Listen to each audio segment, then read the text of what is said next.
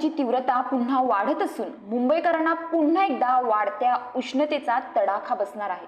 रविवारी आणि सोमवारी मुंबईसह ठाणे, पालघर, रायगड आणि रत्नागिरी या जिल्ह्यांना उष्णतेच्या लाटेचा इशारा देण्यात आला आहे।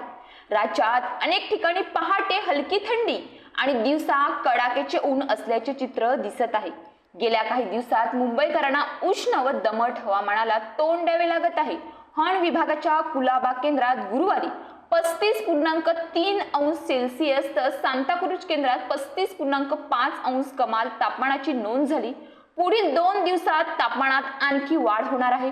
रविवारी आणि सोमवारी उष्णतेच्या लाटेचा इशारा देण्यात आला असून ठाणे, पालघर, रायगड आणि रत्नागिरी जिल्ह्यात देखील हवामान विभागाने उष्णतेच्या लाटेचा इशारा दिलाय।